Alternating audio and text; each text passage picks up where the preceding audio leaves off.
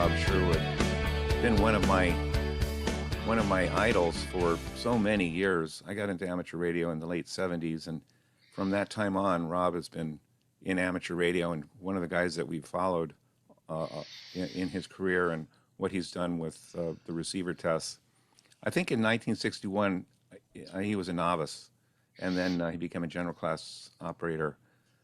He graduated college in '69 with a degree in physics, moved to Denver, and worked for KOA Radio as an engineer until '87. While there, he maintained their 50 kilowatt AM and FM transmitters, microwave links. 1974 saw the beginning of Sherwood Engineering, where he was offering roofing filters for the Drake R4C line, and which became very, very famous. In about that time, I think in '76, he started measuring receiver performance on a lot of radios because he noticed that the reviews that were coming out in QST didn't really stack up to what he was seeing in his own contesting. Kind of interesting. Advertising is like that, isn't it? In 1977, Ham Radio Magazine published the first of several of his articles on receiver problems and cures, vertical antenna ground system, and mobile antenna efficiency. Those articles are available on their website as PDF files. You can go and search for them. Receiver test data is now web-based and with 150 receivers listings. About 14 years ago, Rob built his dream contest station on 10 acres east of Fort Collins, and I think he'll show you a picture of that or so. So he's in an ideal situation. It's very quiet, I'm sure, to do his contesting and check out the receivers that are currently available. So with no further ado, I'll introduce you to Rob Sherwood. But before we get to that, I was wondering if Cecil had any words for us. Well, first of all, thank you, Rob, for donating your time for a presentation this Saturday. I'm really looking forward to it. I'm sure all of the PAPA members are going to learn a lot from your presentation. So thank you in advance. I do want to thank a PAPA member, that one of the team leaders that picked up the ball and ran with a request that I made to him at the steering committee and got the PAPA store up. So I just want to make a quick, brief announcement that a lot of folks wanted PAPA name badges, and I've contacted this new company, and they're willing to deliver name badges for the Fiesta. So if anybody goes to the PAPA website and orders their name badge, I will hand carry it to the Fiesta if you're going to be there. The new name badges, you can go to the PAPA website, upper right-hand corner, and click down and order it, and it'll be processed and hand carried to the Fiesta. Other than that, I'm going to kick back and listen, get educated from Rob. So let me give it back to you, Dave. Oh, thank you so much, Cecil. Here is an historical name badge. I don't know if the new ones will look like that, but this is one I've had for many years. I enjoy using them. So when you go to an event, you can, you don't have to guess who people are. Anyway, Rob, thank you so much for joining us. I really, really appreciate it and really looking forward to our conversation today. So without further ado, Rob Sherwood. So anyway, well, good morning, everyone. Thank you for the invitation and the nice little introduction. So I'll be talking about transceivers. Used to be in the past, I only talked about receivers, but now the receivers have become so good that you may find that the limitation in a given pileup is the other guy's transmitter. So we'll talk about that. So I didn't wake up one morning to say, I should test receivers. It was really a fluke. And as the little intro there said, K8RH and I owned the Drake R4Cs, and we used them in the 160 meter CW contest, and they just didn't perform well. But the reviews were good. Well, the receiver is what it is. And so if it tests well and it doesn't play well, then the test is no good. So what I did was fairly simple, because the definition of dynamic range and noise floor, Those were defined by QST in Ham Radio Magazine in 1975, and they only tested with 2 test signal generators 20 kilohertz apart, which was fine for like an HRO 60 or something like that. But once we started getting roofing filters in radios, and in the case of the Drake, it was an 8 kilohertz roofing filter, you really needed to get the test signals to go inside the roofing filter. And then all those up conversion radios came along, which meant the first IF was above 10 meters or above 6 meters. That first IF was 15 or 20 kilohertz wide, and that was the problem. So the measured dynamic range with these wide IFs would go from like 90 plus with the 20 kilohertz test to like 70 with a 2 kilohertz test. And that wasn't adequate for CW or RTTY. I'll explain why you could get away with it on sideband a little bit later. So I started borrowing radios. I had a local store called CW Electronics for Capone and Wilson, but it's now HRO. And I would borrow radios because there was a lot of used and the consignment going on there at CW Electronics. And then in the last 10 plus years, I borrow radios. Right now I'm borrowing a K4D because I can't possibly own every radio, and occasionally I'll buy one to test it. There was so much interest in the ICOM 705 for, summits on the air and parks on the air and things like that. And then the cheaper FTDX10 that I actually bought them, used them on the air, ran them through the lab, of course, and then they went off for another home. So in the last 14 years at my contest station, I've done a lot of comparison of just about all the current radios on the market. So you might say I put a lot of emphasis on antennas. So there's where I am today. I've got 6 towers and 9 HF Yagis, and on 20 and up, 20, 40, 20, 15, and 10, I have individual dual Yagis. So I have one pointed to Europe and one to the Caribbean, or the JA and the Caribbean, etc. And there's one of my two or three operating positions. This weekend, I've been going back and forth between this position and the one to this right, where the K4 is hooked up. And I do a lot of comparisons between 2 different radios at the same time, either a reference radio or maybe there's 2 new radios in a given contest. So here's a few examples of where I would be using 2 radios and just changing chairs, flip a switch and go to the other operating position. For a long time, my reference radio was a pure analog ICOM 781, which was the first transceiver with a spectrum display. And the FTDX 5000, it had an optional display, and it really was about 3/4 of an inch tall, so it didn't really do you much good. I'll talk a little bit later about comparing the 7300 to the 990. Because of that contest, I didn't have anything new to test, so I just said, okay, let's compare these vastly different rigs as far as size and cost. One weekend, I ran a 590S and a 10-Tech Eagle, and they performed about the same, but it was easier to use the 590S. It was just more intuitive, so I ended up spending more time on the air that weekend with the 590S instead of the 10-Tech Eagle. One contest, I was running a Flex 6300 and a Maestro, which is an external tablet control, and there were just clicks and ticks and pops and strange things and noises that, so towards the end of the contest, I just switched over to the 7300. So that was just an interesting comparison. I've run a KX3 in 2 160 meter contests. I've also run it on Easter Island. That's a whole nother presentation. But I found that I preferred the KX3 either barefoot. Well, I didn't run it barefoot. I drove an amp, but the receiver worked better than my Pro 3. The Pro 3 had AGC attack distortion that just was tiring to me. I'm a fanatic on clean audio. So in that case, the little KX3, the size of a brick, to me was more fun to use than the Pro 3. And then the last example was when the Apache 200D was first at this QTH for a 160 contest. The selectivity just seemed terrible. So I got on the phone with Warren Pratt, NR0V, who writes all the DSP code for Apache products. And he says, oh, the defaults for the filtering are no good. Go into this menu and click, click, click, do this.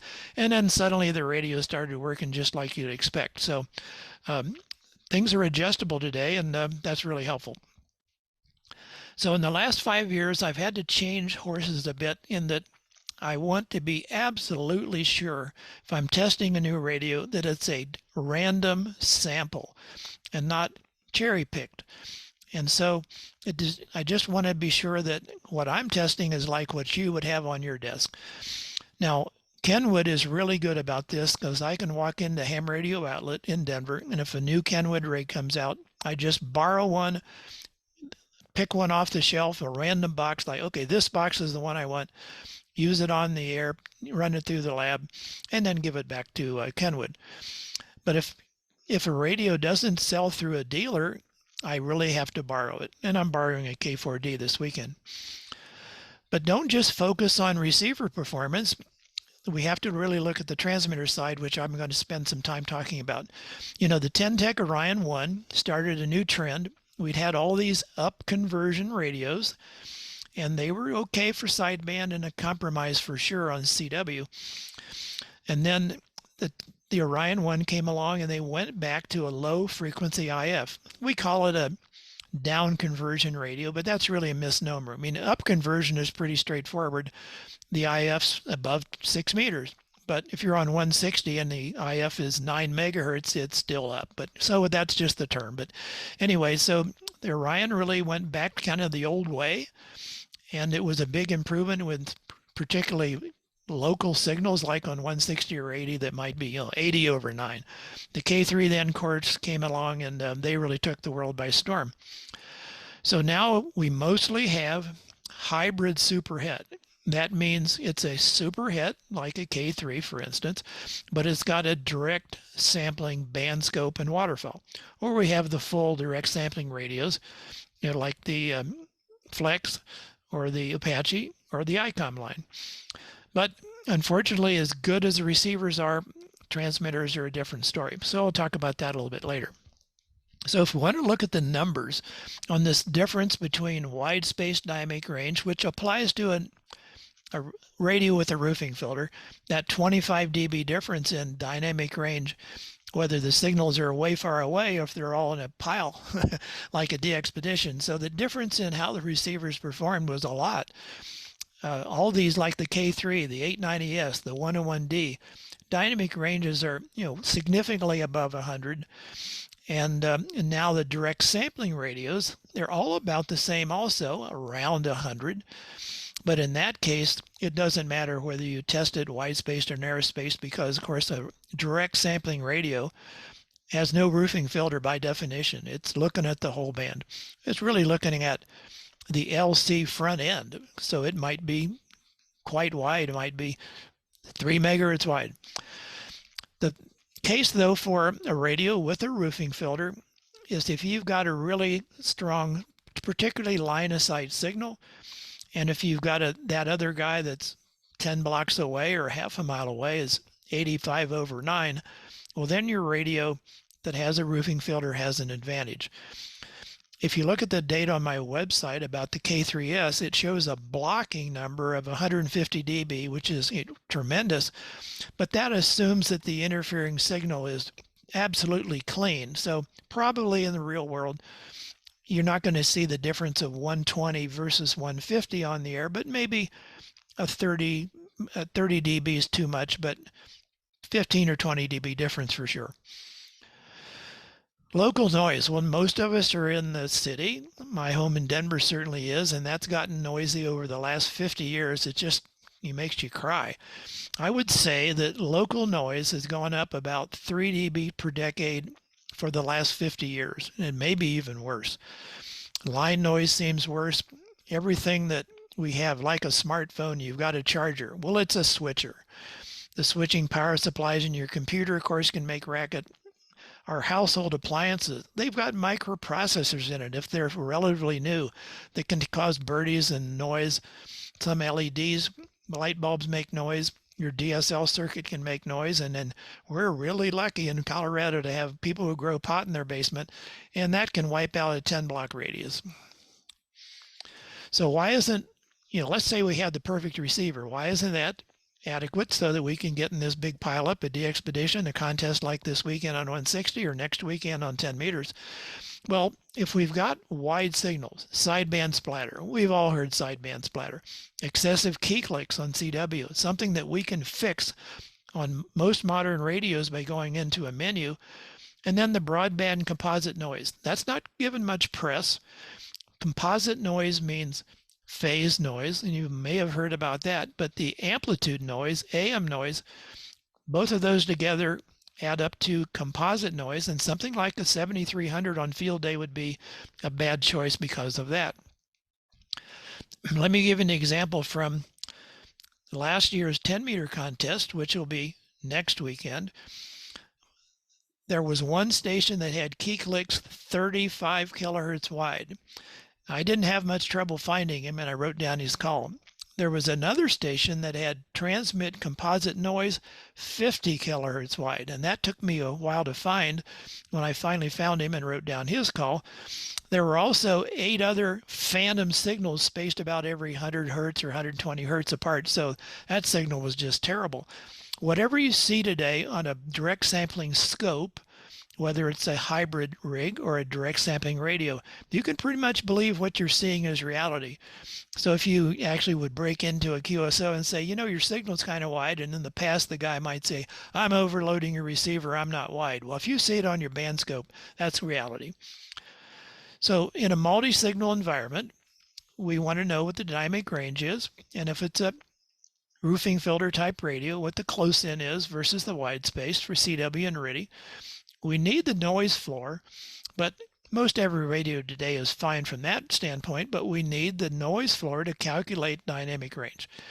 And then there's the reciprocal mixing dynamic range that the league invented that term in 2012. They kind of forgot about it for a year or so, but now it's regularly shows up in reviews in QST. That deals with your synthesizer or the clock in a direct sampling radio, and I'll show you a graphic about that. But the other things are the question of how wide your signal, and actually right now the league is starting a group to discuss clean signal initiative to see if we can clean up these transmitters. So what is in recent years has really improved? Well, the reciprocal mixing dynamic range, the quality of the synthesizer is drastically improved in the last, say, 3 or 4 years. Well, if it is improved on receive, and I'll have a graphic to explain that, it's also usually improved on transmit, so that's good. And for instance, the K3S is really good on transmitted noise. The expensive ICOM, $12,000 ICOM, really good. And then the new Yaesus, the 101D, the 101MP, and the FTDX10, that's only like $1,400 or $1,500, is really good on transmit. So this is great. At wider spacing, the TS890S and the IC7610 are also very good at like 100 kilohertz or 50 kilohertz. Not quite as good as those at one group at 10. Then the direct sampling radios are also, the Apache, the Flex, and the Yellowcraft K4 are clean also. I want to really compliment Yaesu because they were known in the past for terrible key clicks.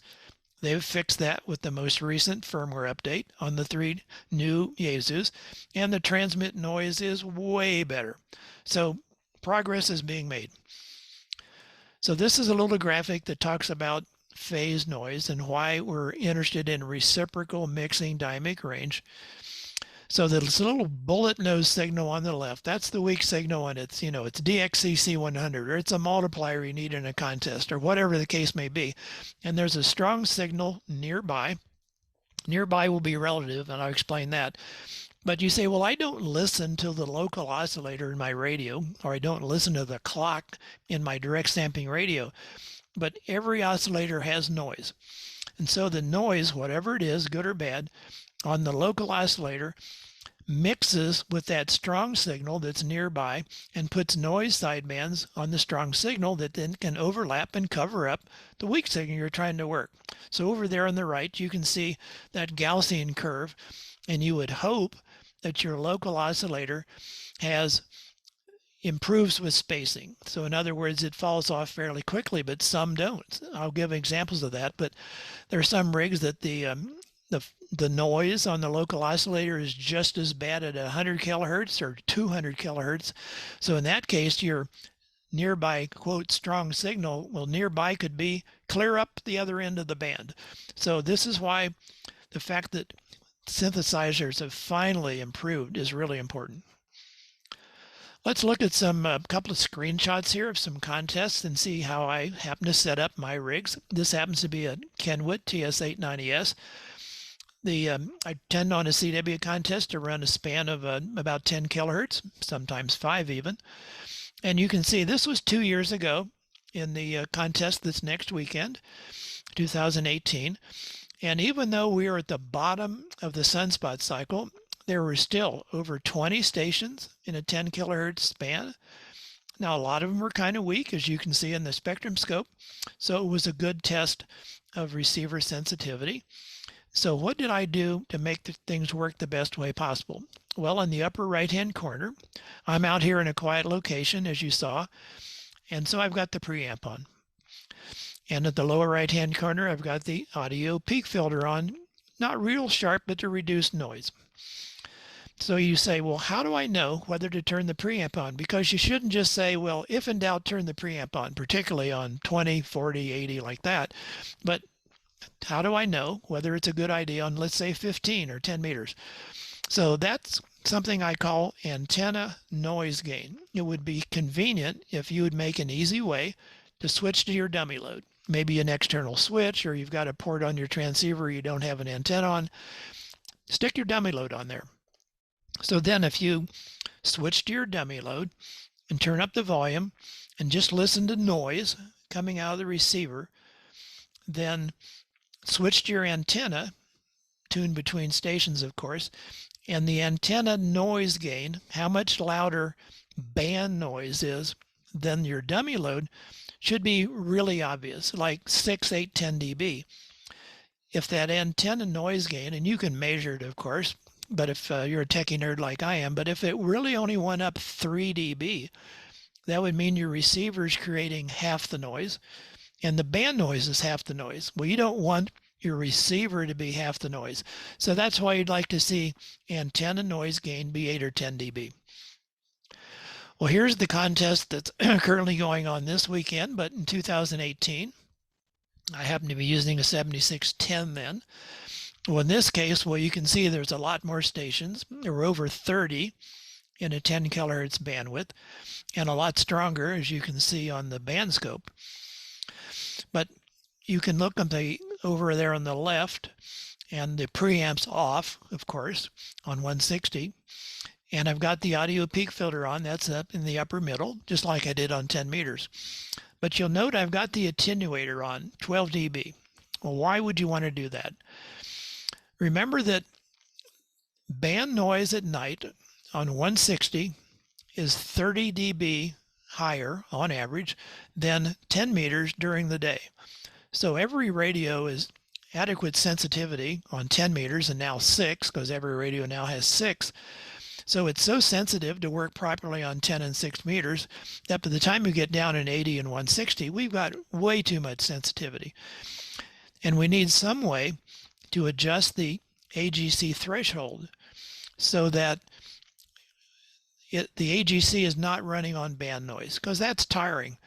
There's no advantage to that. You can probably, if you're on sideband anyway, the S meter is probably reading S8 on 160 meters at night or something like that.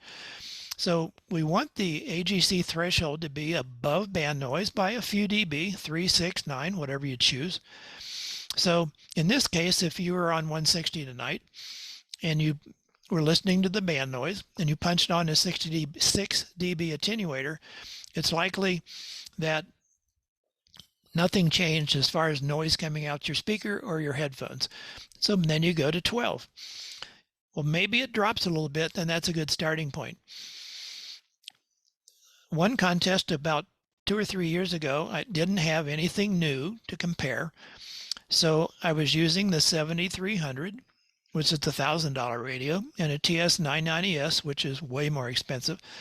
Well, the ICOM only has a 20 dB attenuator.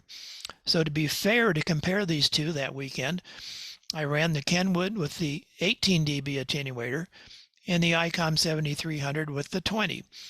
Now, I'd never done that before. I'd always run 12.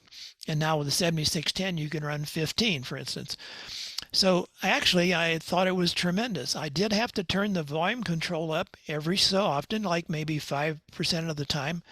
But when I was tuning between stations, search and pounce, band noise wasn't brought up by the AGC. That is just so tiring. So I really thought that's something I'm going to do with regularity. And this past evening, last night, I was running 15 dB attenuation with the 7610. Now the Flex and the Apache work differently. You don't need to use an attenuator to adjust the AGC threshold. With the Flex, it's a slider. It says AGC T for AGC threshold, and you move that around. And with the Apache, there's a horizontal line on the display, and you just adjust that so that as you start moving it up, the band noise drops a little bit, and you can place that wherever you want. Now, the other thing, I just took this picture with my iPhone to show how busy the band was. And little did I know, when I looked at it later, what else I captured. And that was a case with a signal on the left that says key clicks 5X. Look how wide that station is on the band scope, and look how wide it is on the waterfall. And that's just awful.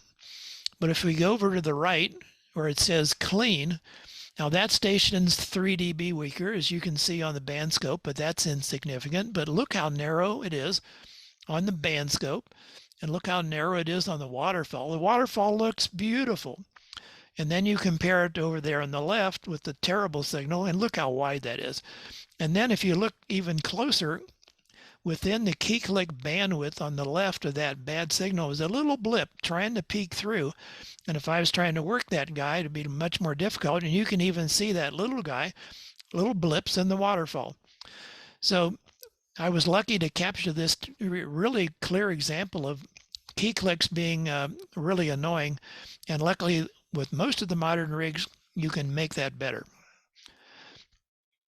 A feature that hasn't come out yet from Apache is that setting the AGC threshold may in the future be automatic. I just talked to Warren this morning in our 0V that writes all the DSP code, but a guy in England is writing this feature. It's open source software. And so it's possible that the radio can just adjust itself as like you go from 3 p.m. this afternoon when the band will be busy on 160. It's going to be much quieter than 9 p.m. Or maybe you are turning your beam on 15 meters from the Caribbean to JA. Big difference here in Colorado in the noise. Like for me, it's at least 10 dB noisier towards the Caribbean. So if that would adjust automatically, that'd be cool. But that not in production yet. So you've seen wide CW signal. The same thing is true on sideband. And right now, only Apache has something called pure signal, which is pre-distortion. What it does is kind of like inverse distortion or negative feedback generically. And it takes the distortion that's generated in your transceiver on transmit and measures it, like flips it 180 degrees and feeds it back in and cancels out the distortion or your splatter. So you look over there on the right. Now this station happens to be a KA0KA, and he's a ESSB guy, enhanced single sideband with wide bandwidths. I don't go for that, but that's what he was doing. But you can see his signal straight up and down. There's no splatter sidebands. But the guy on the left, that's not unusual for a signal that's like 20/9 in a quiet location. You can see his splatter sidebands. Right now, only Apache has the pure signal, pre-distortion, but Flex has talked about it for 10 years. It's on a list of things to offer, and Elecraft says the K4 will have it someday. So if we could have 3 of the 6 major OEMs have a signal like on the right instead of on the left, wouldn't that be great? So just to be checked with Dave, I assume everything's working fine. If someone had a question that they typed in fine, we can answer it now or we can answer them later. Okay, very good. Well, now we're going to talk about transmitters. So this is the cleanest transmitter I've ever owned, Collins 32 2S3, been out of production for a few years. And this is how you test a transmitter in the lab. So you feed in 2 equal strength audio signals, 2-tone test, and then you look at the distortion products, which are all odd order, like 3rd order, 5th order, 7th order, etc.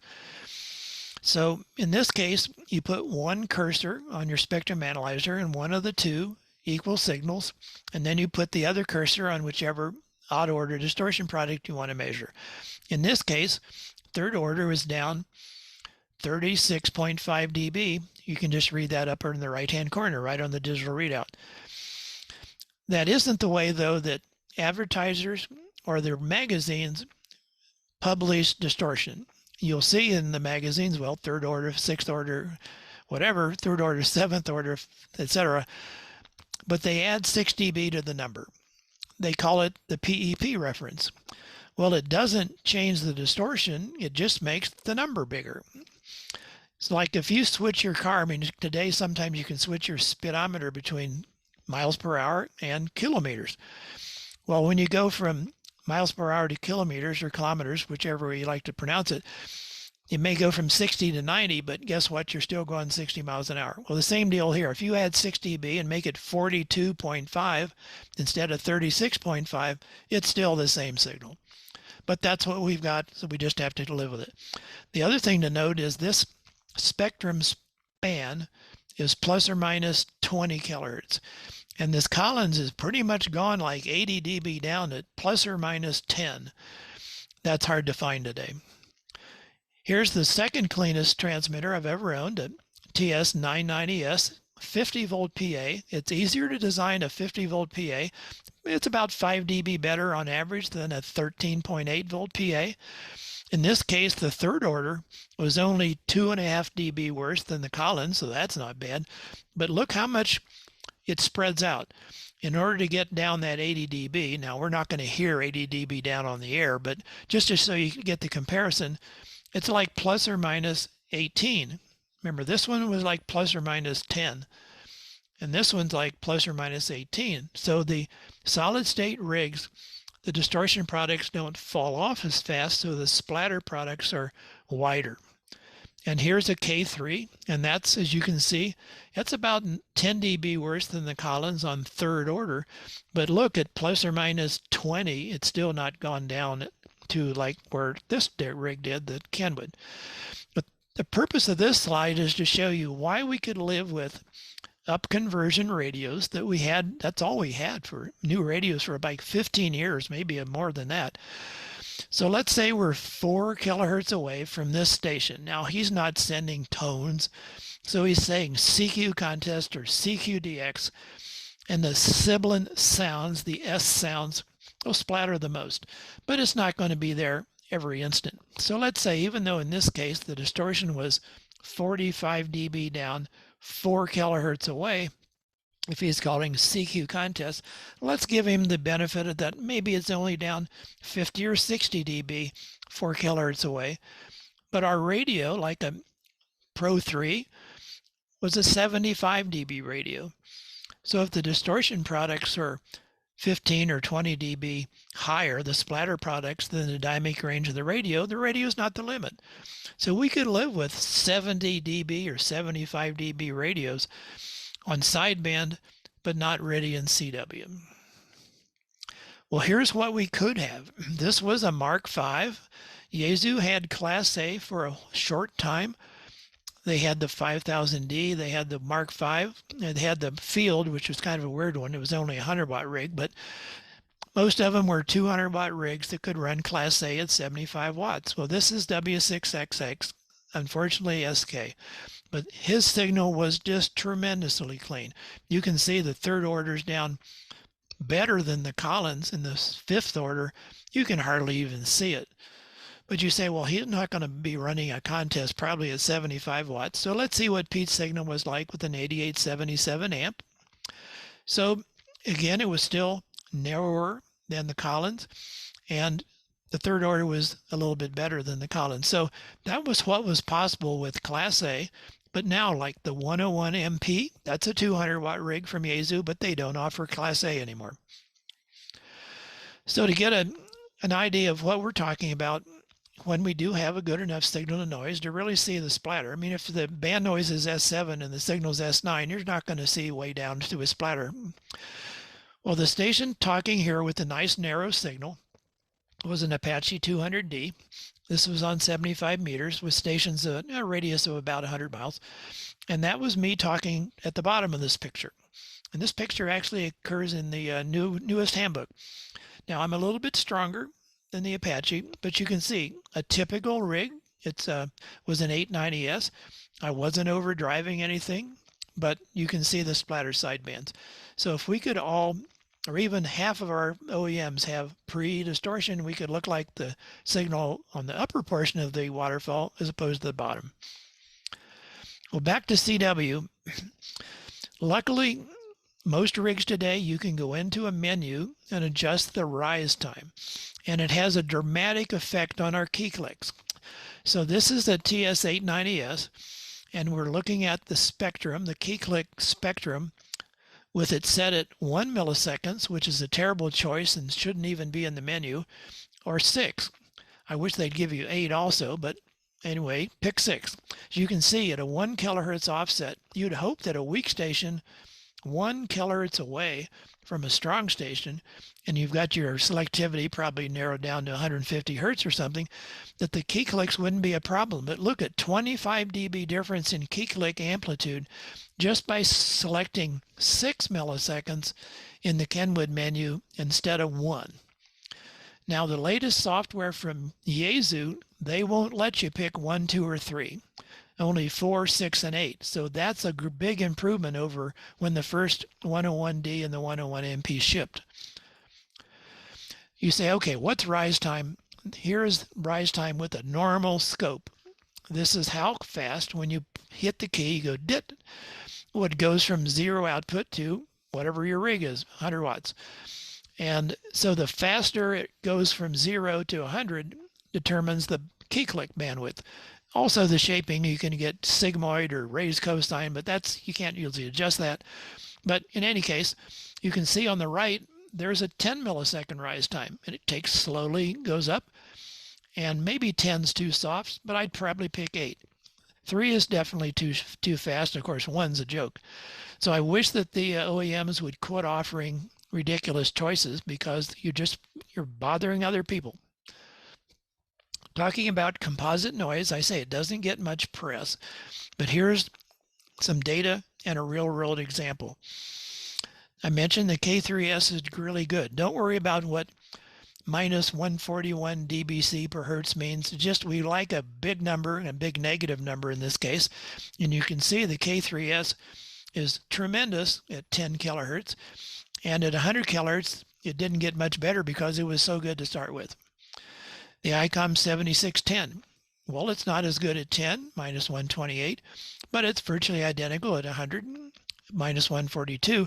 So if you were on sideband and another station was on CW down 100 kilohertz away, then the ICOM wouldn't be bothered at all, or it wouldn't bother you. But here's the example of what is a problem, why you don't pick some rigs for field day, for instance, or you hope you don't have a neighbor 20 blocks away. The Yaesu at 10 is minus 120, so that's the worst of these three. But at 100, it didn't change. It's minus 121. Probably the same at 200. So there was a station in Boulder that's in the foothills, 1,000 feet above the city. And one of the stations in the city has a stack on 15 meters, and he's a really big 15-meter fan. And when the guy, 1,000 feet in elevation, 5 miles away, had his FT1000MP on, he didn't bother the guy who was in town 5 miles away. But then when he switched to an FTDX 3000, suddenly he had transmit noise that was like an S9 that the guy in the town 5 miles away had to listen to. So this is the stuff that shouldn't be going on. Here's a graph to show the problem. It's a little techy, but we need the league to be able to measure composite noise, not just phase noise, because composite noise can be dominant. That would mean the AM noise is bad.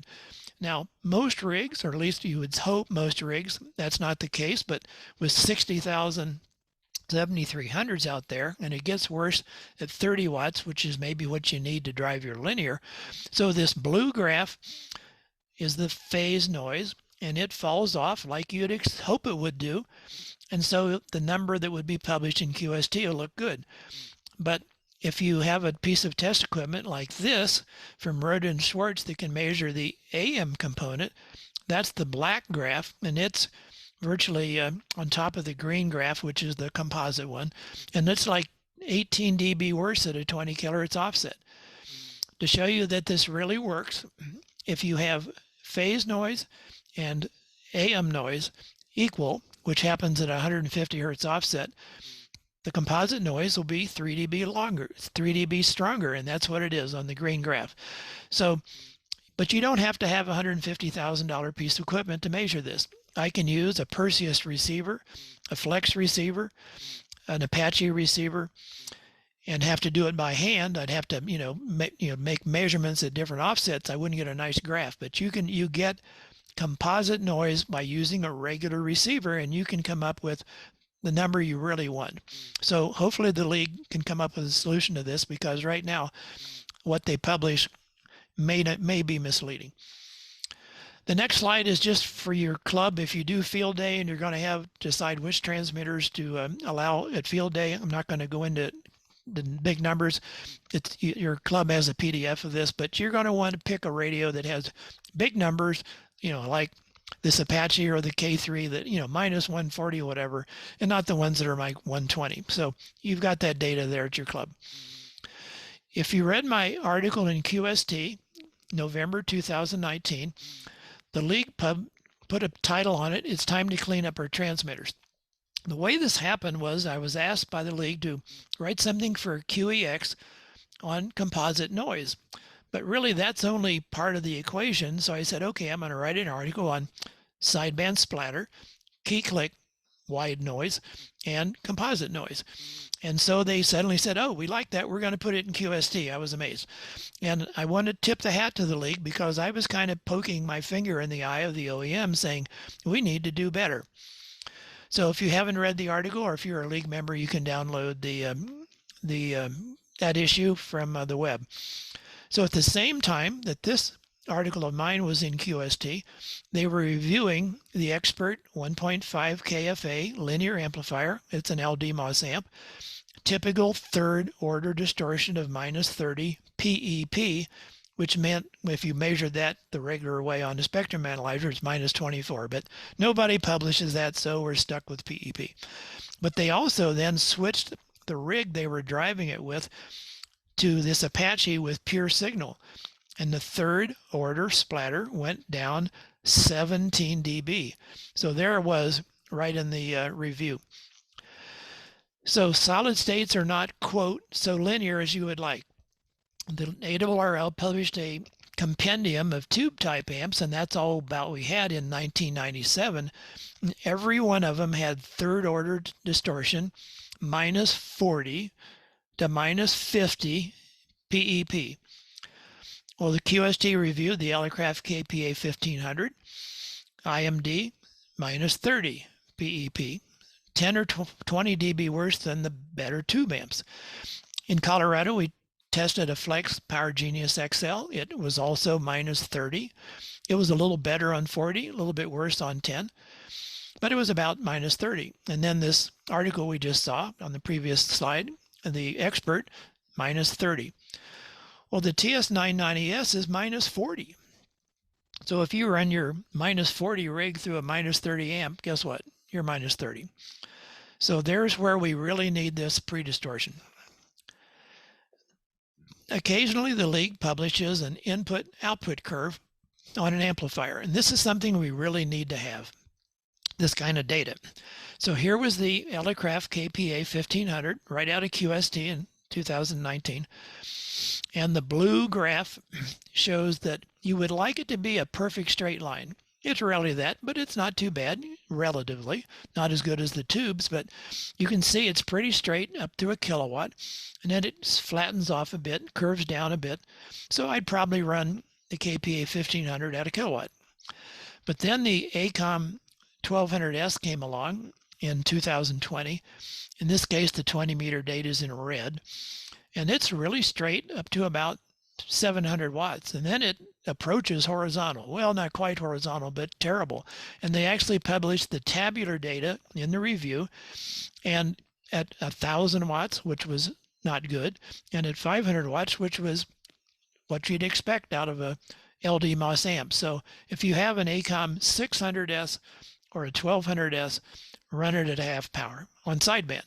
Now, if you run an FT8 CW ready, no problem. So the bottom line today is receivers are amazing, but if the signals are wide and they're in your passband, that's not the receiver's fault. So the challenge here is us as consumers is we really pushed receiver development by buying the radios that perform better, and that pushed the OEMs along. So can we do that on the transmit side? Here's some information from my website, and maybe some of you looked at it. This is the top 21 individual model transceivers as far as dynamic range. Now, it's not the first 21 on the list because there's duplicates. For instance, the K3 came out in 2008, and then the K3S came out. And then there's data on comparing a K3S on 10 meters to a Flex 6700. The direct sampling radios from Flex, Apache, ICOM, they're not as consistent in dynamic range measurements as the superheads because each individual ADC chip, the analog to digital conversion chip, they're not the same. So some are a little better than others, not night and day, but the difference can be 10 dB, sometimes 5 dB. So if we take out the duplicates and just take the top 21, you can see this is the choices we have today. You can be a great DXer, contester, Ragcher, or whatever with any of these. The price range is new is $1,000 to $12,000 or more. The used market is a bargain today because the 7,300 at $1,000 made the used market drop. So if you're going to say pick a TS590, you may be able to get it for $700 or something. N2IC is a big contester, and he runs a pair of 590s. One's an S and one's an SG. So look at right in the middle of this list is 99 or 100 dB. You couldn't buy that 20 years ago. Wasn't available. And here the little 705, which you're probably hearing on the air on Parks on the Air and Soda, stuff like that. I've run the thing in a contest, and I'll talk about it in a minute. So your choices today are just amazing. So what was new in the last year? Well, I've got some data now on the K4. I had that in May. It's a 100 dB radio, just like all the other direct sampling radios, and you're like plus or minus 3. The straight K4, it's kind of like half of a 7610. You can be on two bands at once, but to do that, the input LC front end has to go broadband. But you could still monitor 6 meters while you're on 20 to see if there's an opening. The K4D is 2 receivers, 2 completely independent LC front end filters, and it's very much functionally like a 7610. The HD model isn't out yet. It'll have roofing filters, so we'll see. In May, N0QO and I spent several weeks testing a K4D, and really the software is in development. That's about all I can say. So let's talk about these 2 rigs that were new and a little more information today because of on the air last night with the K4D. The 705, 5 watts with the internal battery, 10 watts with an external battery. I think that if you are do soda work, you've probably run into them. The Yaesu FTDX10 is the cheaper version of the 101, and it covers up through 6 meters. I was disappointed in some of the software issues with the K4D. We can discuss that if you want during Q&A, but I'm not going to dwell on it right now. In really difficult environments like field day, or a ham a mile away on 160, the roofing filter radio does have an advantage like the K3S or these hybrids, the Kenwood and the Yaesu. So the 705, the numbers are about like a 7300 with the IP plus off. Well, what's IP plus? That's a linearization feature that makes the linearity of the chip better. But even with it off, the radio, they both perform quite well. What I'd like to know, though, is right now, if you turn IP plus on or off on an ICOM, and you're on 75 meters or 40 meters, I can't tell the difference. But it'll be interesting to see what happens in a few years when we're at sunspot maximum on 10 meters with 1,000 signals on the air. They're really strong. I imagine this linearization that's all the direct sampling radios, for the most part, like the 7610 or the Flex or the Apache, have this linearization feature, and I will imagine that it be likely tell the difference down the road. But right now in 40 meters, I can't hear it. One thing that's important today is how upgradable is the firmware being kept up to date. Like I mentioned, the Yaesu's really improved the key clicks, and they've really improved the transmit noise. So ICOM came out with a new feature for all the ICOM line of the direct sampling radios that was a scrolling feature that's really important for me, a search and pound CW operator. Before that, if you tune the radio, the waterfall skewed off at an angle, and I couldn't just go from signal to signal to signal with the vertical line of the waterfall because it went off horizontal or went off at a diagonal angle. So with the scrolling feature, I love it. It's not quite as good as the TS890S, but it's about 80% as good. It's really very nice.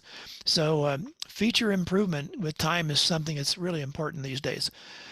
So I ran the 705 in 3 contests. I wasn't running QRP. I was really just wanting to see, how does this receiver perform? I ran sweepstakes a year ago.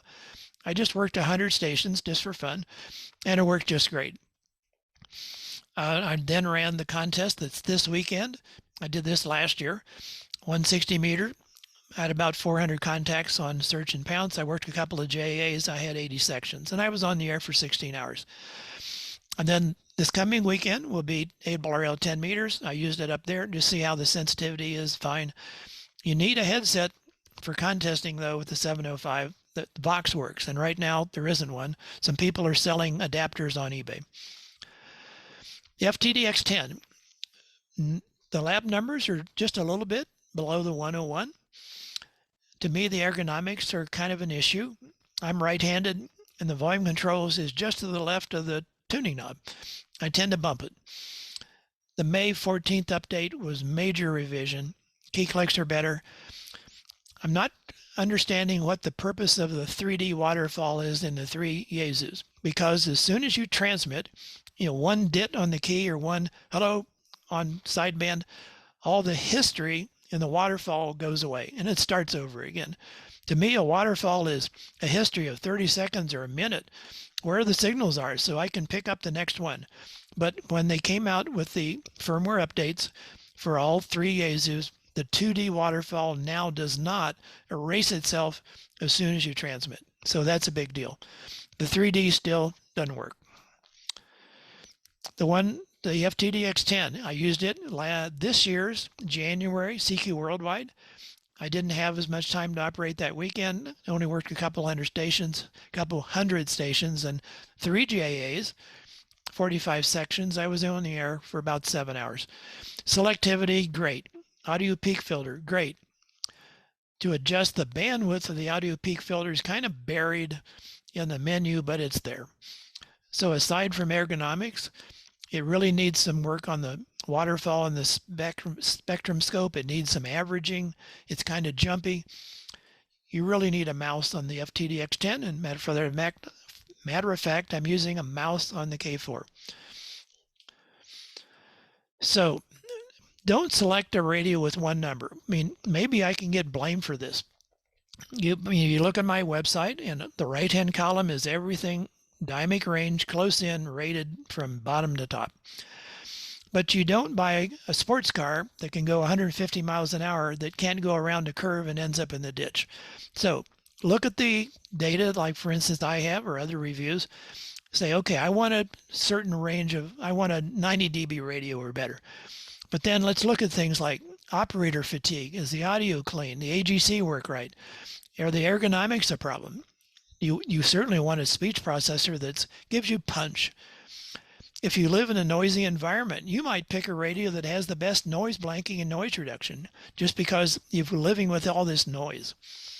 Is the firmware updated regularly, or is the radio kind of forgotten?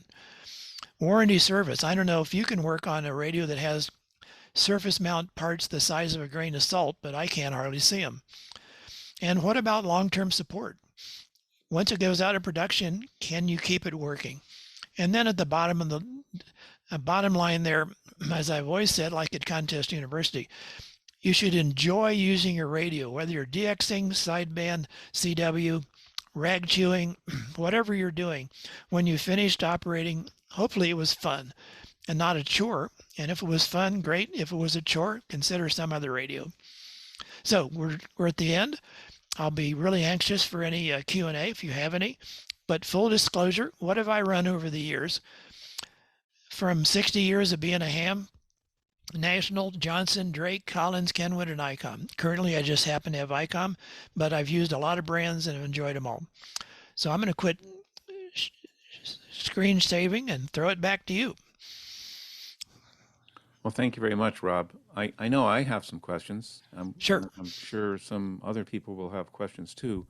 So let me allow people to unmute. So let's see. Unmute themselves. Okay, so you guys can unmute yourselves if you want to ask a question. And also chat. Let's see. Yeah, you can chat or unmute, either one. So I think the main question that I would have for you, for our group, the Papa System, is what would be your recommendation for a new HF operator? We have quite a few new hams that are interested in doing POTA or SOTA or just setting up a station at home. And for a first ham, I know this is kind of controversial about how much money they should spend and what level of radio they should buy. I would think that buying an entry-level radio would be a good thing. And so which of those radios would you recommend for say somebody upgrading to general class license? What would you recommend for them on the used or new market? Well, definitely don't go spend $3,000 for your first rig. So the 590S, the 590SG, or the ICOM 7300 is a good place to start. Or if we get Hamfests again in regularity, maybe you buy a 20-year-old radio. But your antenna is going to be the most important thing for a base station. And so here's my order of importance. Location, which if you probably can't change that, but of course if you go on a mountain peak, you changed it. So location, antenna, operator skill, which we could all improve, certainly I could, and then the radio, because there's so many radios that are good. And so, as I mentioned, N2IC is a major contester with a pair of 590s, one 590S and one 590SG. So there's an argument going on right now in the Kenwood groups.io reflector. And some people are saying, oh, a new ham says, I'm a new ham, what should I buy? Oh, buy the 590S. What's $3,800? It's a wonderful radio, but I wouldn't do that just coming down from my tech license to my general. Put up the best antenna you can within the limitations that might occur at your QTH. Okay. Corollary to that question is we have a lot of people that are antenna limited. And so the options there are for portable. So we have quite a few of our members here that do POTA. They go to parks and things because their noise level up where they live is so high, or that they're limited in the kind of antenna they can put up. So what would be the best radio for them if they want to do POTA, which is a little different than SOTA, right? So it's a drive up, so you're not limited to hiking up a mountain, which is, I would recommend a KX2. But for just drive up, I think that there's a lot of other options. What would you say for that?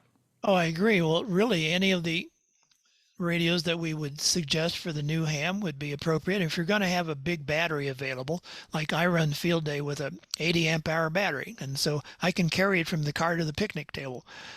So that's, I would say, the same. And now for the SOTA guys, I mean, a KX2, obviously a KX3, but there's a lot of QRP rigs that are like up through 10 watts. There's 10 of them on my website. There's a 599 something out of Russia. There's a lot of stuff that are low weight.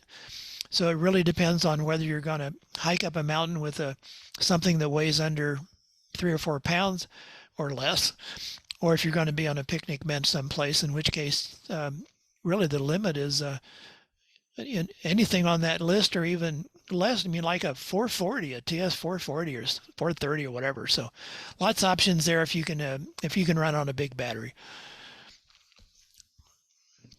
Yeah, I agree completely. I know RJ wanted to ask a question. RJ, are you able to unmute yourself? I don't know sign language. So first of all, thank you for your presentation. And I know that you have always covered quite well top-end radios, the major manufacturers.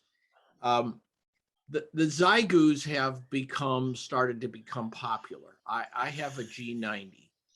I know probably you frown upon them. I've heard that they're really dirty radios, but have you even looked at any of those as far as to see the performance of them?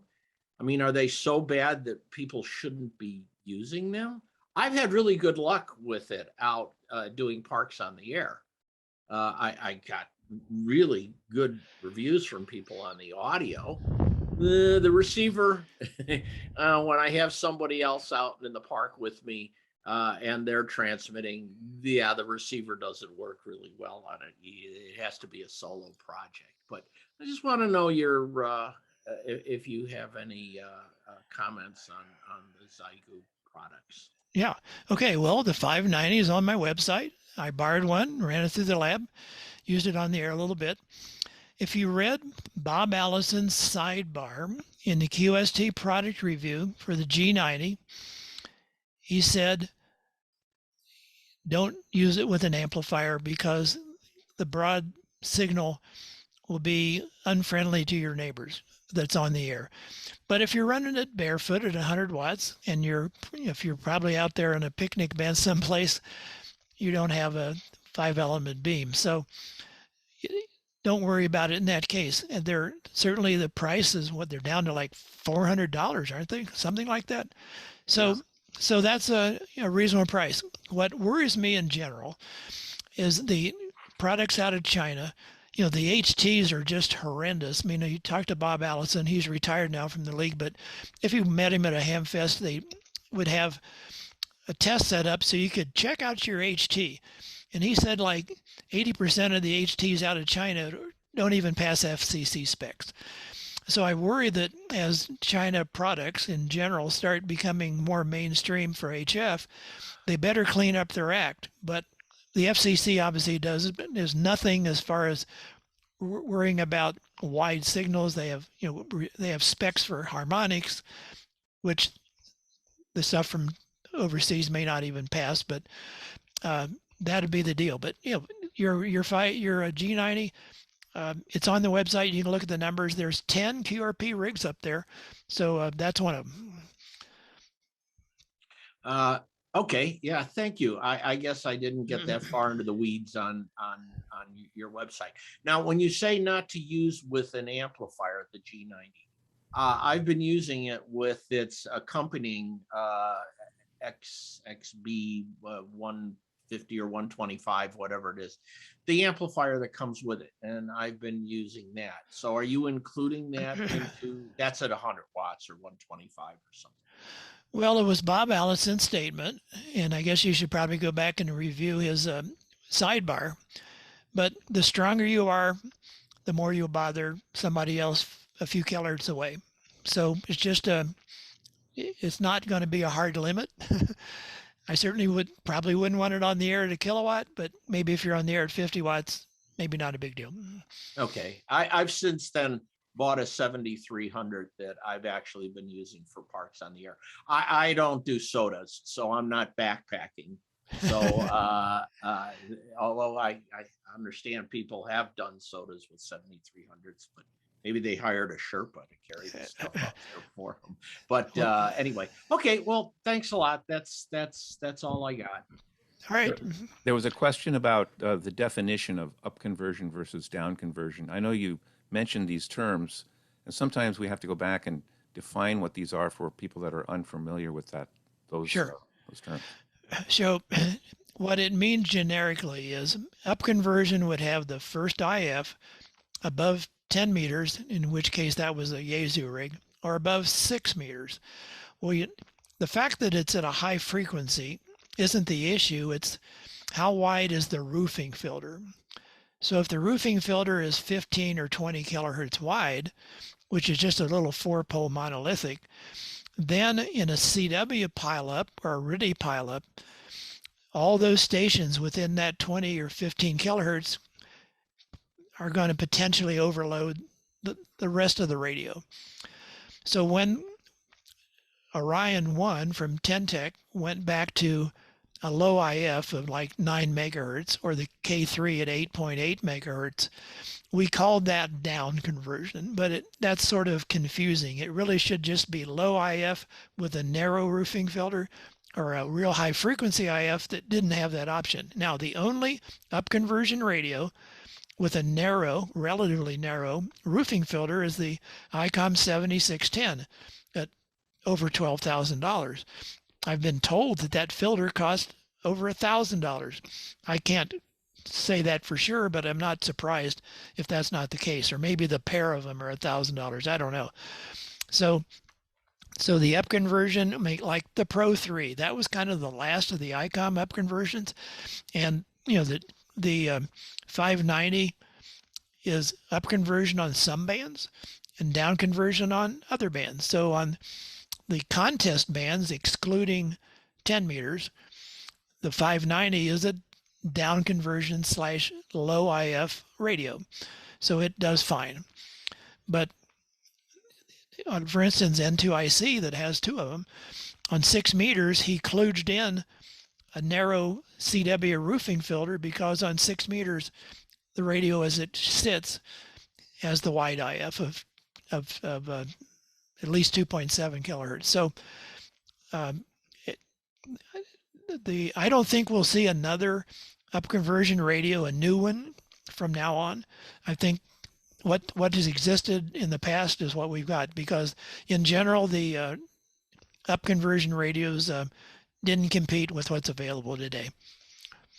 So I wanted to ask, why is the that ICOM $12,000 when the 7610 is like 1/4?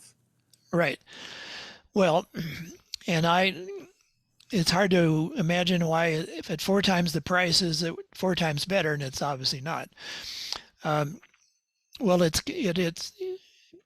cheaper to make a direct sampling radio than a superhet.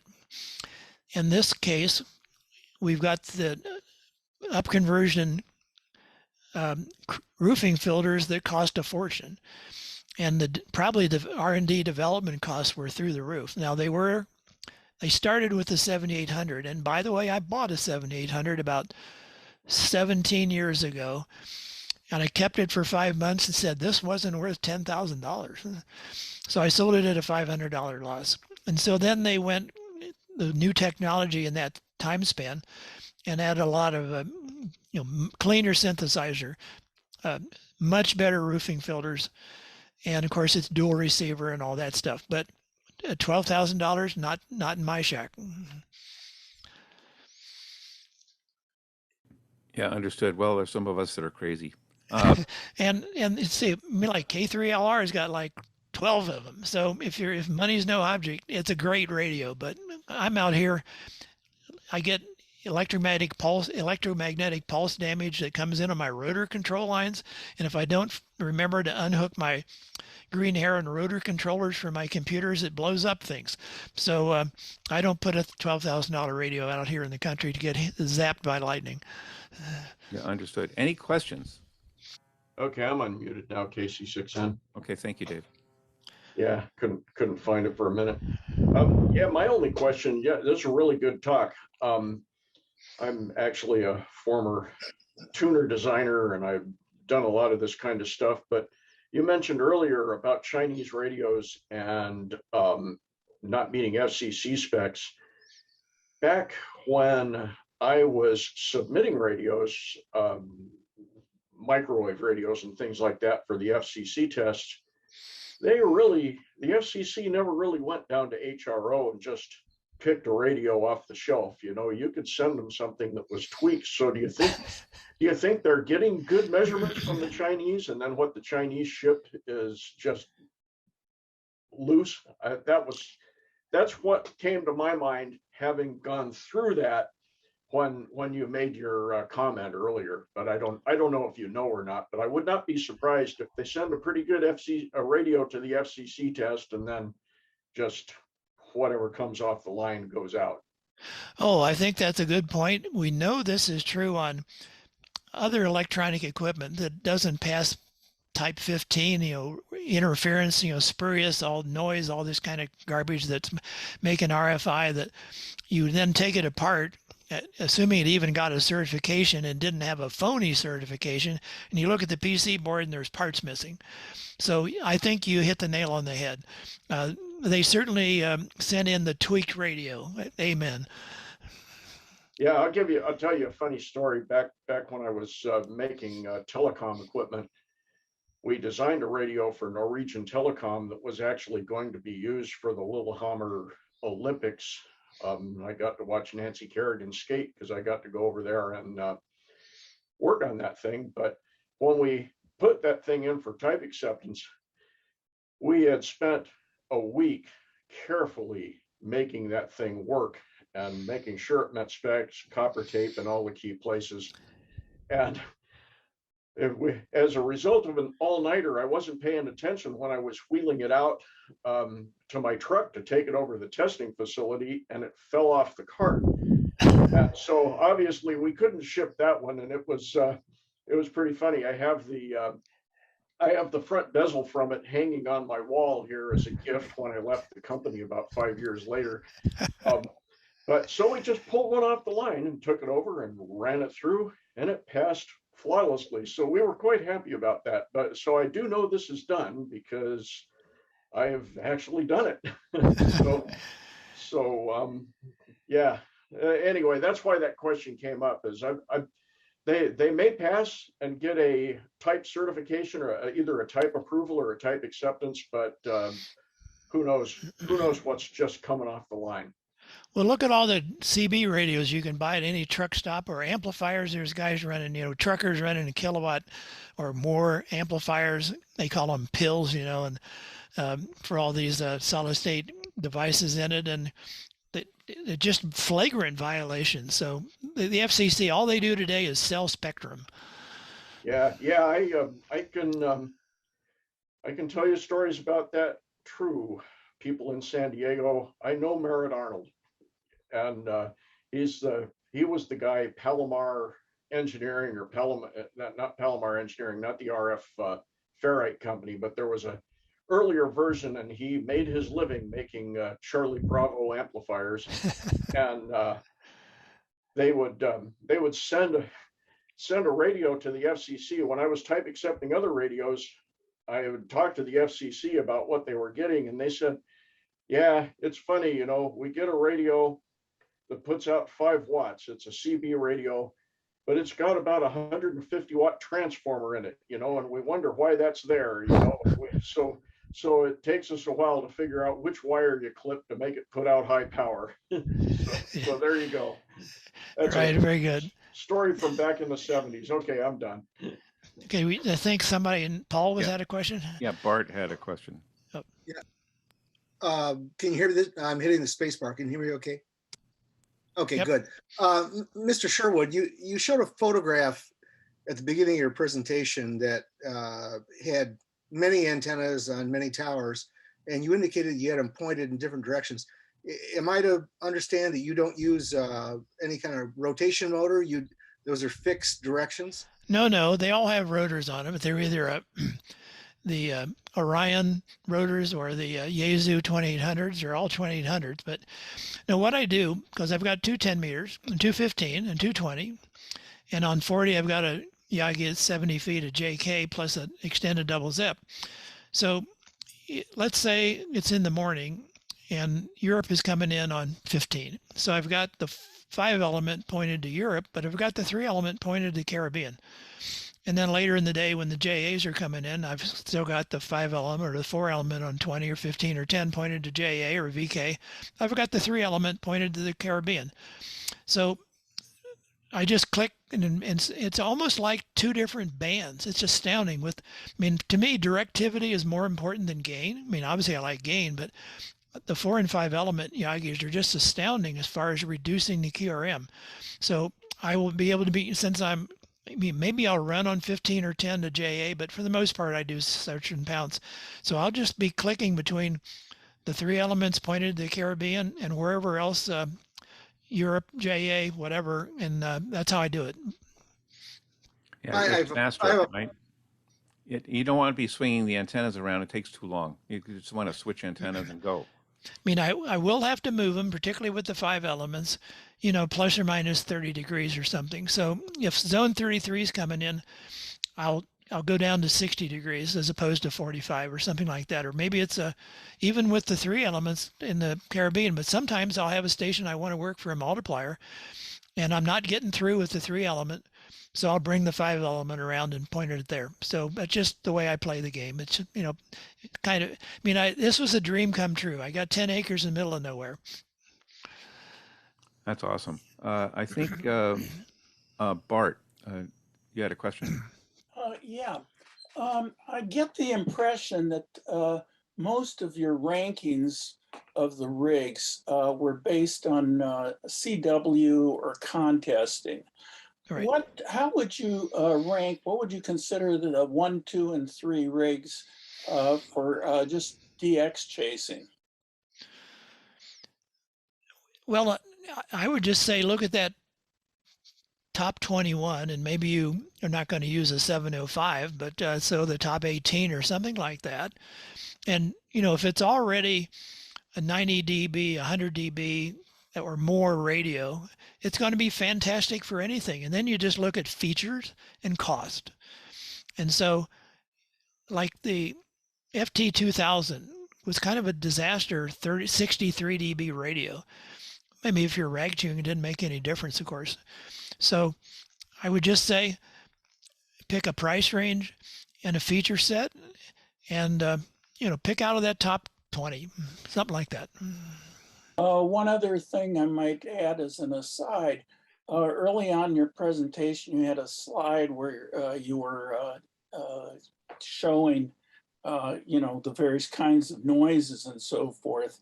And one of them on there, you had in parenthesis computer noise.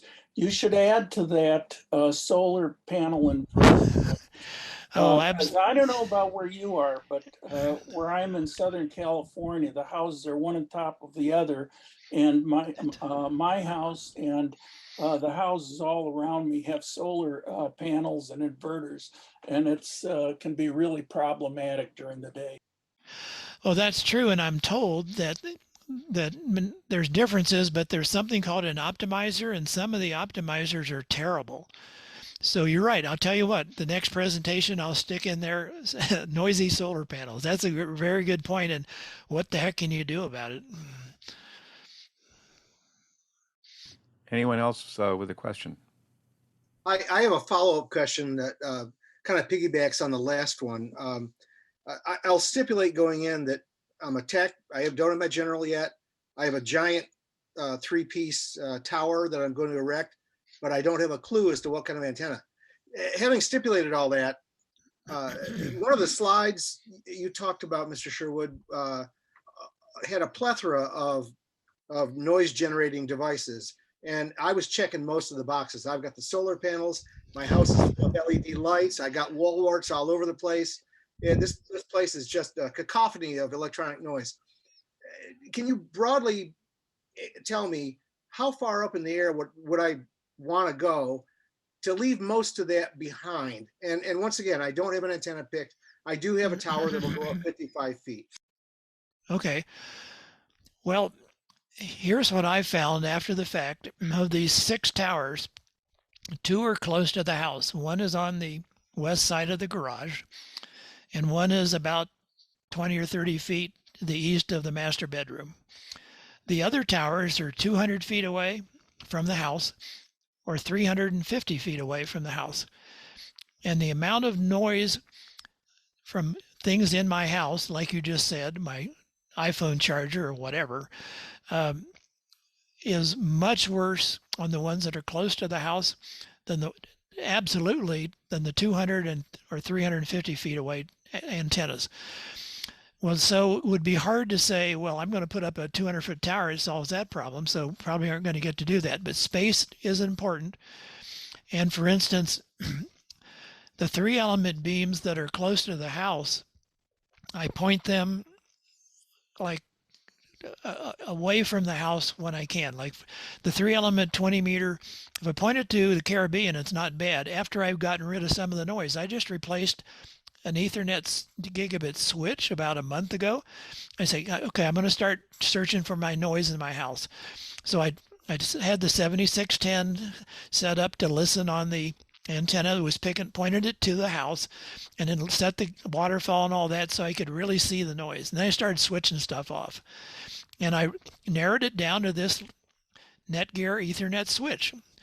And so I replaced it with another Ethernet switch. It was still also a Netgear, but it was much quieter. So I would do search for, start turning off breakers, maybe run your radio on a battery so you can turn the whole house off and see what the neighbors are doing. So distance is important. If you're in an urban environment though, you don't want it right next to your neighbor's house if they're noisy. So all you can do is place your antenna as far away on average of everybody else's house.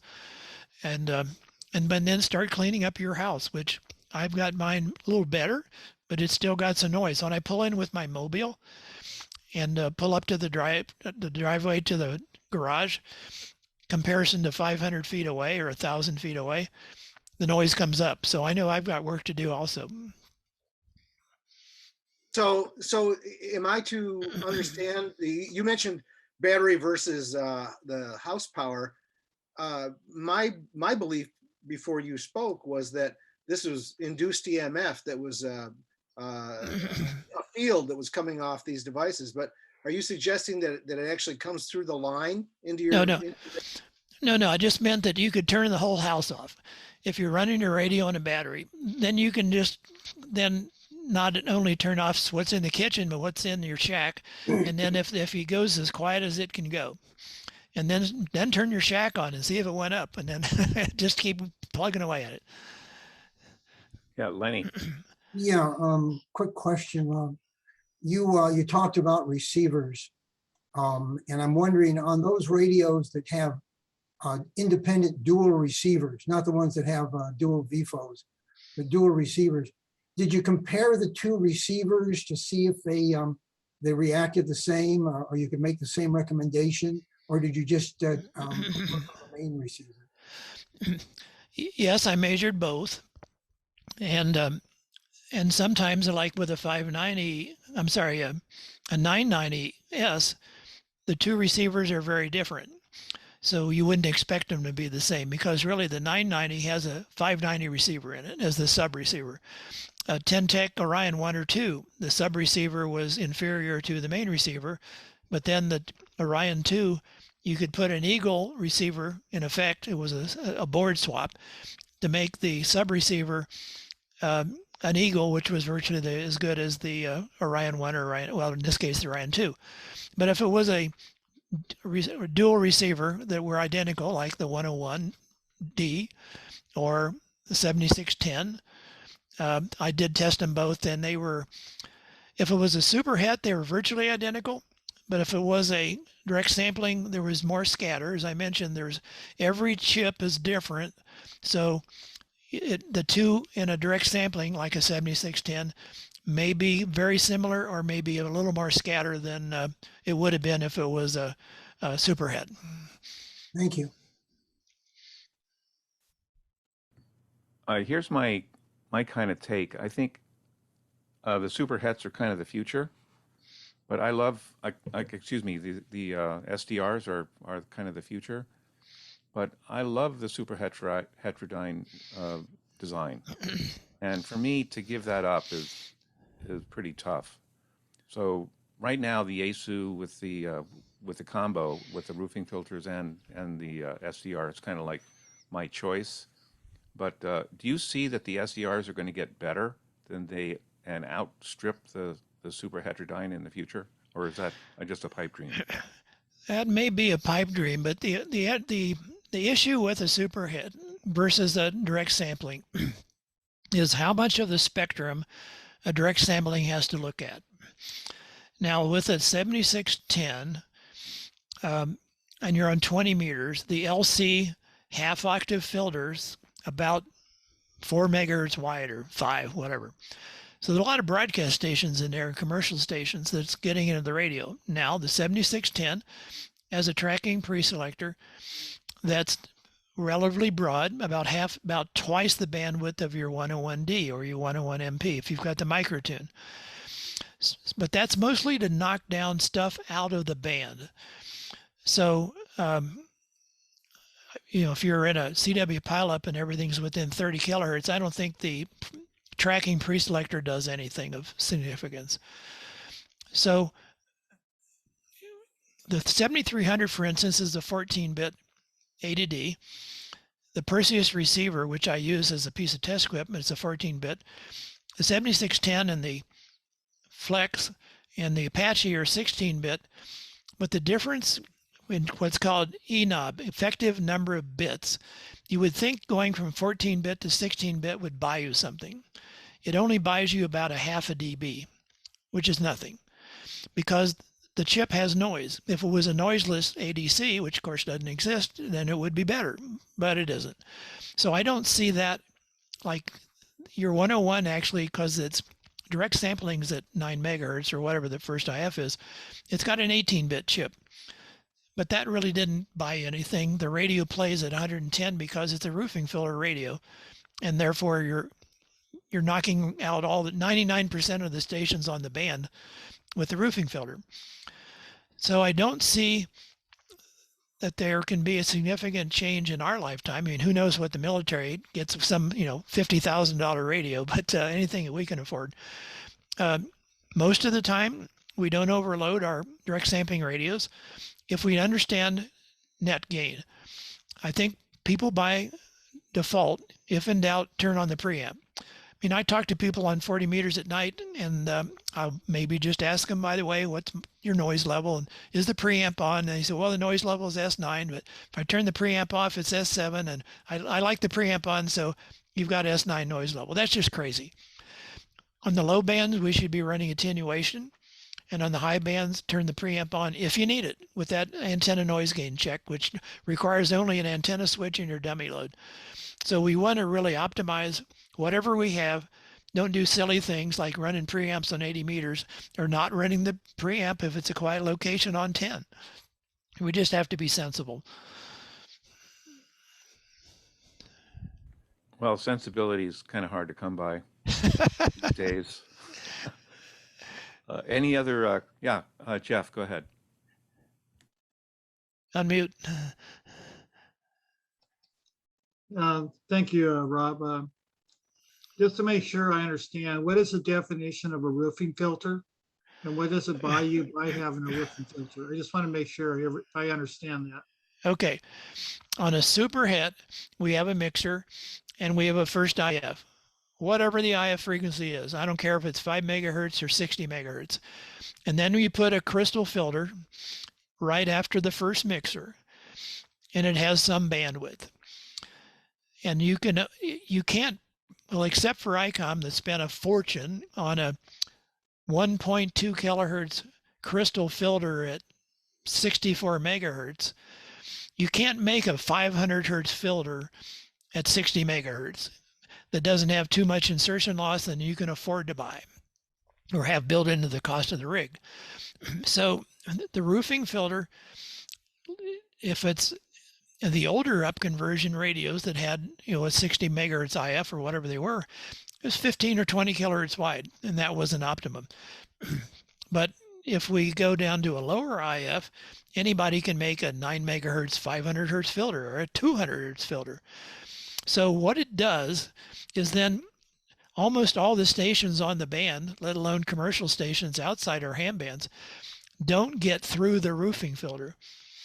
And therefore, you've got another, 70 dB of gain after the roofing filter. And that's the problem, is if the roofing filter is wide, and we've got, a radio has to have over 100 dB of gain to, receive a 1 microvolt signal and have a audio coming out the speaker. We probably have total gain of 120 dB.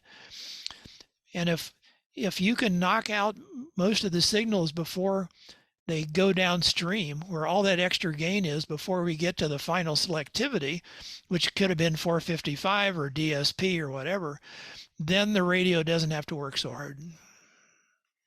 Okay, as a corollary to that, I think if we take a step back, can you explain briefly what the difference is between an SDR and a superhet? So I think, some of these terms are Greek to some new people. So I think it's important to define these terms so that we can all understand exactly what we're dealing with here. Well, unfortunately, software-defined radios, SDRs, is a fuzzy term, because if you look at any of the modern radios that you update with a thumb drive or an SD card, there's so much software in every radio today that you really can't say, well, software defined as one thing and the average like a 7300 or whatever, or 7610 or whatever example you want to take, software is the radio. Now, your typical, what we'll call an SDR, like a little dongle that maybe you're going to use for a display, like your 590S that doesn't have a display, you can hook it up to an SDR that will give you a display. Well, it's either an I&Q radio, or it's a direct sampling, or it's a 0IF or something.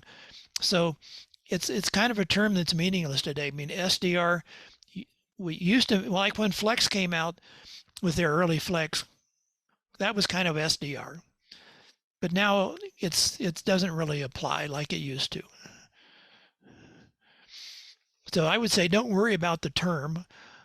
What are we? Or we're picking superhet, or we're picking a hybrid, we're picking a direct sampling, and then maybe we're picking something to provide a display. Okay, yeah. What would be the basic difference between a direct sampling radio and a superhet? Okay, the direct sampling actually digitizes the HF spectrum, and it then has to look at only a portion of it, and then you'll just get 2.4 kilohertz out of the 60 megahertz that's coming in the antenna. That's one thing where a narrower band antenna or a stepper, or you've got a nice antenna tuner, at least the entire HF band doesn't have to head towards the radio. But that's why we have LC filters in the front end. For instance, the Flex 6300 had a high pass filter to kill off the broadcast band, and had a 60 megahertz low pass to kill off TV and FM stations. But its ADC had to look at the whole bloomin' HF band, and now that's tough. So now I've kind of lost track of what your question was. Sorry. Well, basically, why is a super heterodyne? So I don't think that it's well understood what a mechanical roofing filter is in relationship to a superhet versus a radio with without those mechanical filters. That's what I'm trying to get at here. Okay. Well, any filter that's like ceramic, Collins mechanical filter, crystal filter, whatever, like you say, call it a mechanical filter. It's got resonators, and the resonators are narrow bandwidth on whatever frequency and whatever bandwidth they are. And so the radios that have roofing filters have that, and they're now like a K3 you could pick a whole bunch of them. It was a Pro 3, you had one, and that was 20 kilohertz wide. The direct sampling, or take a KX3 or KX2, that was a 0IF radio where it mixed down to audio. So it was it went right to baseband. So it had no filter of like we're discussing. A superhead, if we go back to the 60s, we never heard of roofing filters. And so we had LC filters. I mean, you had a mixer, you had a local oscillator, and a first IF. But all we had was an LC filter. And there were, who knows, it could have been, in some cases, the design of the radio, like a Collins or some others, that the first IF was, or a 2B, a Drake 2B, the first IF was hundreds of kilohertz wide. And then it went down to 455 and had a filter, or 50 kilohertz and had a filter. So that's kind of all over the map. That I don't think it's, I wouldn't pick an architecture today. Now, if you've got a neighbor that's line of sight, I probably would tend to pick the superhead hybrid. If I don't have that problem, which most of us don't, if we're not dealing with 80/9 signals, it hardly matters.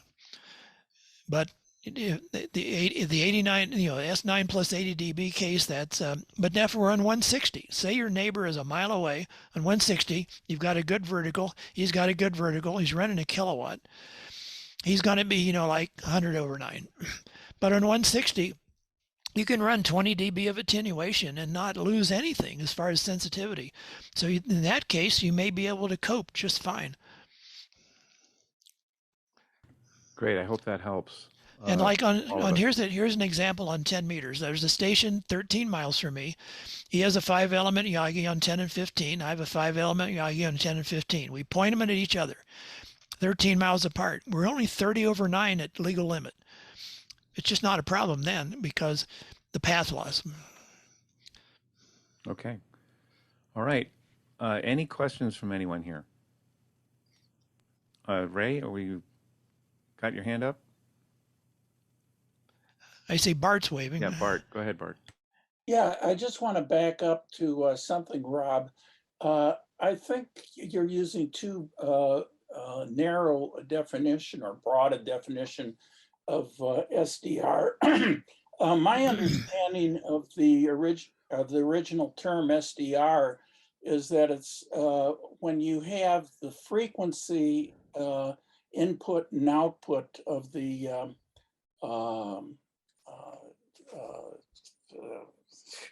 the radio determined by a computer or microprocessor.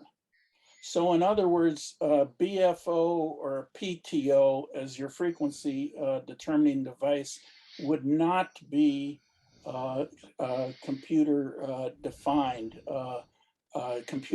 radio, regardless of other things in the radio that might be defined by a computer. But if the actual frequency of the radio is controlled by the computer or microprocessor, then it would be an SDR. Well, I mean, maybe semantics, but like take the Flex started out with the Flex 1000. So it was an I and Q radio, and all that calculation was done in the computer. So that was perfectly reasonable to call it software defined because the software had to do all the work. And in that case, it was a different. So I'm not going to worry about what you're going to define it software defined because I just want to make the point that every radio today is so dependent on software that if the manufacturer can't write good software, I don't care what kind of hardware he's got, the radio isn't going to be successful. So, but you're right. There in the past, I think what we called SDR was different than the way it's evolved. Make a comment? Sure. Yeah, please go ahead. Yeah, I think you have to be careful, what you're reading, what radio you're looking at, because this SDR thing is kind of evolved into a marketing term. Everybody says they got an SDR radio, but the original definition or the original understanding of it was that it was a radio architecture that was implemented in a microcontroller. And I think it's sort of still that way. You look at a lot of the radios, I'm sitting here staring at a Motorola XPR 7550, for example. Some people here know what that is. It's a superhet front end to make sure that the receiver is good. And everybody who has one of those knows that they are. This is a little portable handheld DMR radio. But the back end of that is entirely implemented in something that's similar to a Texas Instruments TMS 320, whatever the current evolution of that is. So the whole architecture, the back end filtering, all of the processing is done by that, what I used to call an analog microprocessor. And what it does is it makes the radio very flexible. When the spec change, they just issue a software rev. Yep. And that's the beauty of it. But to make it work, they put a superhet in front of it. And it converts down to an IF of 455 kilohertz or something, where all the rest of that magic is done. And there it goes, talking. So, you know, you kind of, when somebody says it's an SDR, go find the block diagram and see what it really is. And No trouble with that definition. Sounds good. I have another question, RJ here. So I have a 7300 I use here at the house. I have a second one I use out in the field, like I mentioned before. But I have a pretty heavy noise situation, apartment buildings, etc. So what I've been using, and I'd like your opinion on, is I first started out with a time wave ANC4, which is a noise phase canceling external box. I'm using a WIMO QRM eliminator because the time waves weren't available until now again. So just your input on using an external device like that for people who are in an extremely high noise environment. Well, I don't have any personal experience with it, but certainly people, I mean, MFJ sells them, and lots of people, several people sell it, and you have to tweak it, amplitude and phase, and you need a noise antenna and then your main antenna.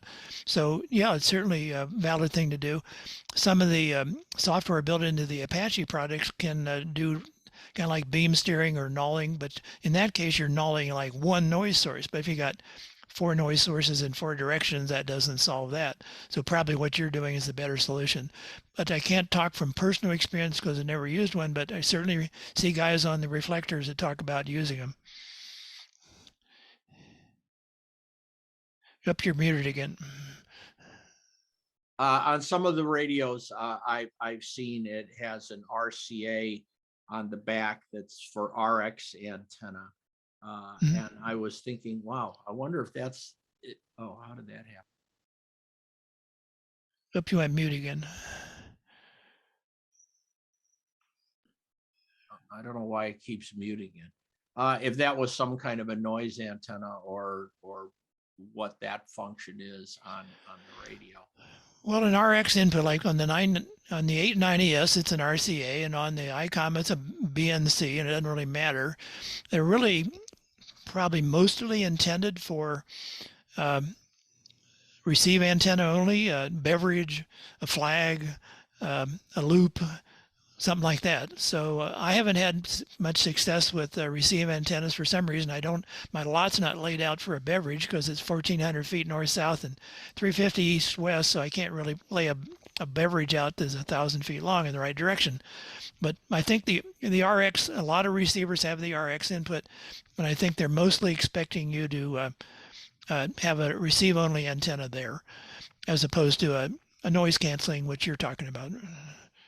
Rob, back in the day, I remember using a receive antenna where you had a vertical antenna for receive, and then you had a high gain beam that you switched to when you actually wanted to make contact with the station.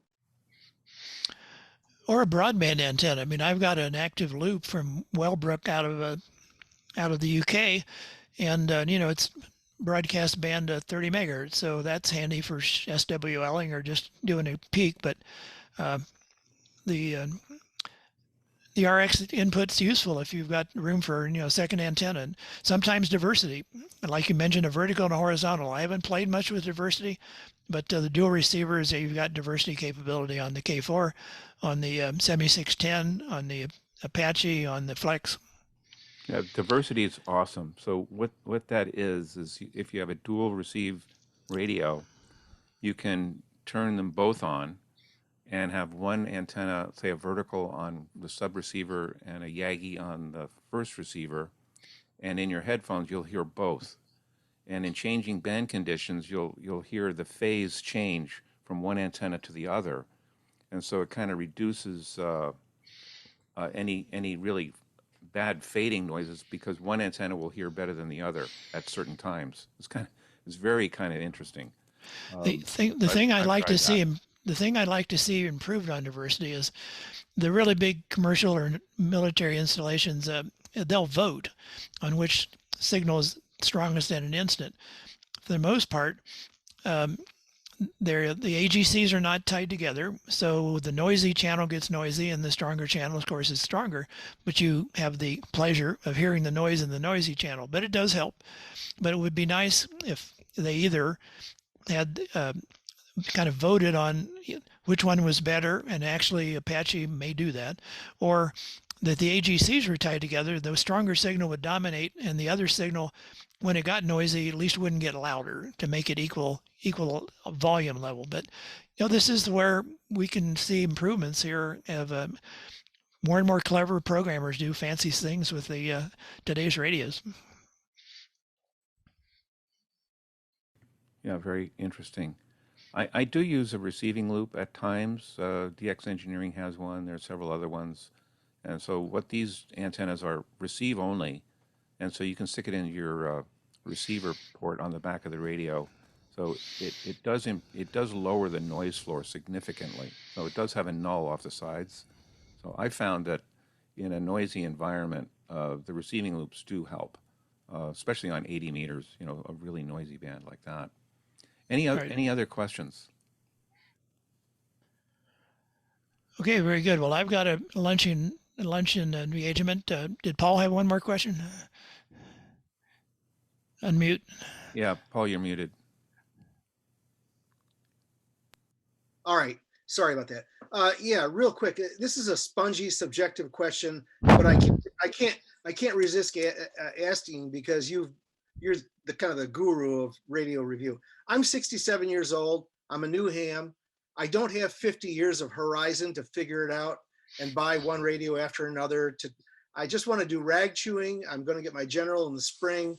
I'm thinking about being one of the 60,000 to get the 7300, but I can afford to buy whatever radio I want. I'd rather not spend $12,000. What if you gave me one shot, Rob? What would you recommend that I get? I'd either get the 590 SG or I'd get the 7300. Thank you so much. I'd throw the 7610 in there as well. If you got well, it's $3,000 against the grain. It's a $3,000 radio versus a $1,000 radio. So, Rob, is the triple in price between the 7300 to the 7610 worth it? Well, I own 3 7610s, and I currently have one 7300 in Denver, but I used to have one here, and I've run the 7300 in 8 contests. Here's why I like the 7610 over the 7300 for a CW operator. It's got an audio peak filter. It's got solid state TR switching, so there's no relays making noise, and it can key my amplifier with an FET, so it's totally silent. It's got a bigger screen. It's got more buttons. I wouldn't say exclusive of things like the fact that the attenuator is way better on the 7300 for flexibility on setting net gain. That's the weakest point of the 7300. So, but if you're rag chewing on sideband, I don't think you'll notice the difference. But I love the 7610, and well, I got 3 of them at all 3 operating positions. But that's sort of, $3,000 versus the 1,000 or 1,400. If money, you're retired, I'm retired, and if the difference between 1,400 and 3,000 doesn't matter, well, yeah, get the 7610. Good. I agree, and I I think the 7300 is a great radio, but in my experience, many people that start with the 7300 end up upgrading. So it sounded to me like Paul wanted to get one radio and not worry about it. If you get the 7610, you won't have to worry about it. And it's dual receive, so you can play with diversity. You can play with monitoring 6 meters and while you're on 20 or whatever. So a lot of capabilities. Yeah, that's my recommendation is the 7610. I know it's breaking that $1,000 rule, but I own one and it's spectacular. That's all I can say. David, one quick thing on that. Sure. Okay, because I've got a 7300 and a Yaesu also. If you're chasing DX and you've got somebody who's working 5 to 15 up on the 7610, on 7300, that's rather difficult to be able to listen to the sub band that he's on. If you've got the dual receive on a lot of the other radios, you get them in stereo and you can listen to what his pattern is, and you can place yourself where you know he's probably going to be next on the band he's receiving on, and you can catch him much easier that way. That's the one disadvantage I found with the 7300 is when you're working split. Oh, absolutely, certainly. But that's not a basic operation for somebody who's starting out. So, if you want to just rag chew, 7300 is fine. But if you want to start experimenting with chasing DX, operating split, there's just no comparison between those two radios. And field day, there's another one. I wouldn't take a 7300 to field day. It's just it doesn't have the robustness in the receiver to reject all those adjacent signals. So just the 7610 is a winner overall. But, it's a lot more money. So I recommend for somebody that wants to not spend a lot of money is a used Kenwood 590 SG. That's what so. Yep, no complaint. I agree with that 100%. All right, gentlemen, I got to run. Thank you for the invitation. Hope you enjoyed it. Thanks. Thank you so much. All right, see you guys later. Yeah, thank you all for showing up. And I'm not going to close the meeting here. I'll leave it open for you guys to chat. It's been very interesting to me. I know a lot of these topics or terms are a little difficult to understand. I started the TechNet last week with talking about dynamic range on Thursday. So some of these ideas are tough to understand unless you really dig into them. They're really techie, and it takes a long time to kind of figure out what's good for you. We have such great choices today in radios that it's kind of hard to go wrong. I don't think you can go wrong with any of that top 20 out there that's on his website. So there's nothing wrong with the 7300. It's a great radio. But, if you want to operate contests and do split and do field day, well, there's probably better choices. So I don't want to beat up on the 7300. Anybody else have a comment about that? Yeah, David, what about a used 7610? That sounds like the best of both worlds. Yeah, if you can find one. The people that buy them love them. They don't tend to sell them. So, that's kind of tough. The fact that the used market is pretty depressed as far as the prices. So, like the Kenwood 590, I think you can find them fairly cheap. New, they're like $1,400, but less than half price on the used market for sure. So I know Dave Hall has a 7300 and he loves it. Most people that have 7300s just really enjoy their radio. It's got great audio. Just so long as you understand the limitations, there's nothing wrong with a 7300. But I tend to do more of the other kinds of things. I tend to do more split operation. I don't get on HF to rag chew particularly. So for me, my requirements are a little higher.